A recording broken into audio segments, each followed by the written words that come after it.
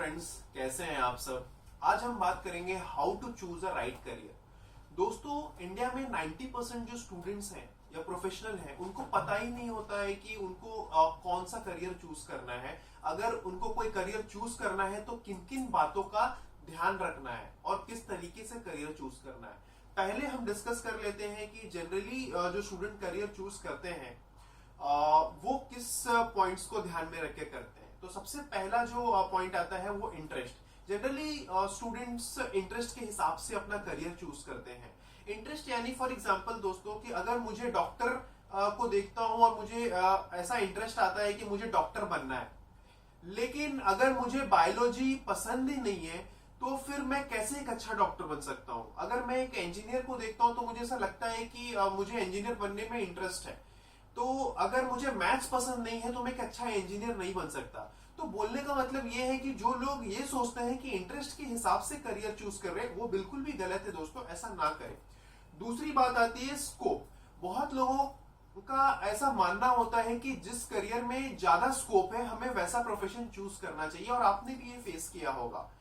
दोस्तों, मैं ये बोलना चाहता हूं कि जब स्कोप की बात करते हैं तो ऐसा कोई प्रोफेशन ही नहीं है इस वर्ल्ड में जहां स्कोप नहीं। स्कोप हर जगह है, बस हमें ये समझना है कि जिस पर्टिकुलर प्रोफेशन को हम चूज कर रहे हैं उसका स्किल सेट हमारे अंदर है कि नहीं है, वो उसके लिए जो पर्सनालिटी की रिक्वायरमेंट है वो हमारे पास है कि नहीं, हमारे पास वो एप्टीट्यूड है कि नहीं है कि हम वो प्रोफेशन को अच्छी तरीके से निभा सकते हैं। तो ये अगर कोई लोग सोचते हैं कि जहां स्कोप ज्यादा है वहां पे हमें अपना करियर चूज करना चाहिए, तो ये बिल्कुल भी गलत है दोस्तों।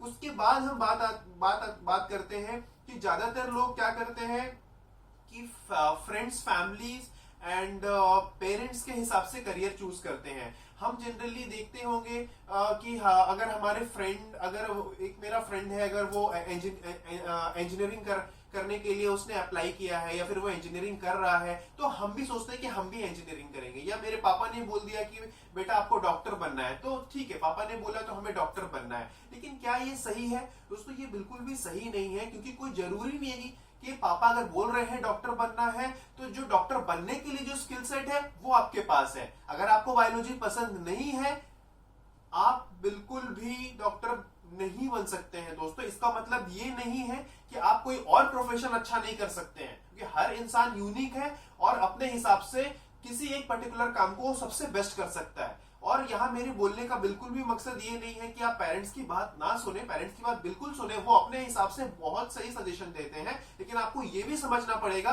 कि जो प्रोफेशन को अपनाने के लिए आपके पेरेंट्स आपको बता रहे हैं, या फ्रेंड्स बता रहे हैं, या फैमिली बता रही है, उससे रिक्वायर्ड स्किल सेट या एप्टीट्यूड आपके अंदर है कि नहीं है दोस्तों। और उसके बाद होता है लैक ऑफ इंफॉर्मेशन। जो लोगों को लगता है कि हमारे पास सिर्फ 3-4 ऑप्शन है, मेडिकल, इंजीनियरिंग, लॉ, यही ऑप्शन है और हमारे पास ऑप्शन ही नहीं है। ऐसा बिल्कुल भी नहीं है दोस्तों। हमारे पास 5000 से ज्यादा इंडिया में कोर्सेस है, तो हमारे पास ऑप्शन बहुत ज्यादा है, बस हमें अपना इंफॉर्मेशन गैदर करने की जरूरत है। उसके बाद हम अभी बात करते हैं दोस्तों कि किस पैरामीटर्स के हिसाब से हम अपना प्रोफेशन या करियर डिसाइड कर सकते हैं। अभी तो इससे पहले हमने बात किया था कि क्या क्या चीजें सोच के जनरली लोग करियर डिसाइड करते हैं। अब बात करेंगे किस किस पैरामीटर के हिसाब से हम करियर डिसाइड कर सकते हैं एक्चुअली।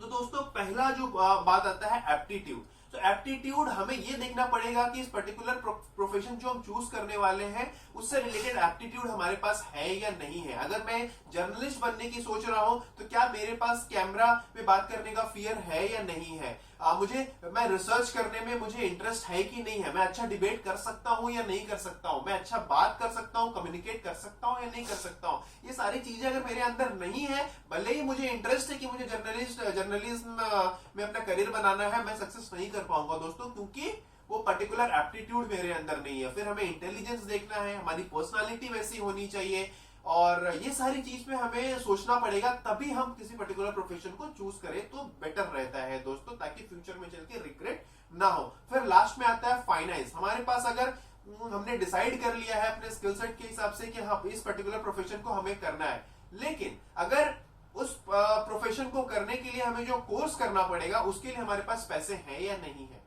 अगर हमारे मॉम डैड हमें फाइनेंस कर पाएंगे या नहीं कर पाएंगे, अगर हमें बैंक लोन देगी तो देगी या नहीं दे पाएगी, तो इसको भी कंसिडर करना बहुत इंपॉर्टेंट चीज है दोस्तों। अब हम बात करते हैं कि ये सारी चीजों से फिर भी 10 to 15% बच्चे समझ जाते हैं कि उनके लिए कौन सा करियर बेस्ट है, और उनके एप्टीट्यूड, उनके स्किल सेट के हिसाब से, उनकी पर्सनालिटी की इंटरेस्ट के हिसाब से। लेकिन फिर भी 85% स्टूडेंट जो है कंफ्यूज रहते हैं इसके बाद भी कि कौन सा प्रोफेशन उसके लिए बेटर है। तो मैं उन्हें सजेस्ट करूंगा कि वो करियर काउंसलर के पास जाएं, और ताकि वो लोग आपको एक साइकोमेट्रिक टेस्ट करते हैं, आपका एक सेट ऑफ क्वेश्चंस देते हैं जिसका आंसर आपको देना पड़ता है, और उसके हिसाब से वो आपको बताते हैं कि आपके लिए कौन सा करियर सही है। साइकोमेट्रिक टेस्ट का मतलब ये नहीं है दोस्तों कि वो कुछ दिमाग से प्रॉब्लम का, ऐसा कुछ भी नहीं है। वो एक टेस्ट होता है जो करियर काउंसलर करते हैं, और आपको हेल्प आउट करते हैं कि आपके लिए आपके स्किल सेट और आपके एप्टीट्यूड के हिसाब से कौन सा करियर आपके लिए बेस्ट है। अगर उन्होंने बताया कि आपको इंजीनियरिंग करना चाहिए आपके स्किल सेट के हिसाब से, तो वो आपको ये भी बताएंगे कि आपको सिविल में करना है, आपको मैन्युफैक्चरिंग में करना है, मैकेनिकल, आईटी, सीएस, किस पर्टिकुलर प्रोफेशन में करना है दोस्तों। तो ये बहुत जरूरी है।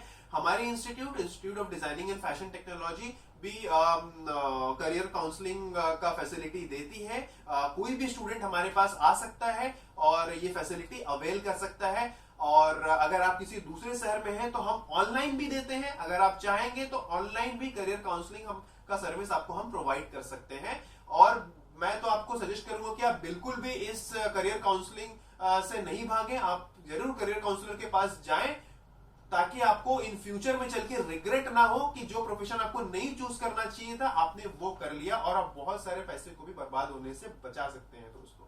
सो थैंक यू सो मच। आशा करता हूं आपको पसंद आया होगा वीडियो। आप इसको शेयर करें, आपके जितने भी फ्रेंड्स हैं, स्टूडेंट्स हैं, या जो जिन्होंने अपना करियर इनिशियली स्टार्ट किया हुआ है और खुश नहीं है, उन सब से शेयर करें ताकि उनको हेल्प मिल सके। और मैं आपको इन्वाइट भी करता हूं कि आप हमें कॉल करें और करियर काउंसलर की जो फैसिलिटी है उसका फायदा उठाएं। Thank you so much. फिर आऊंगा आपके पास।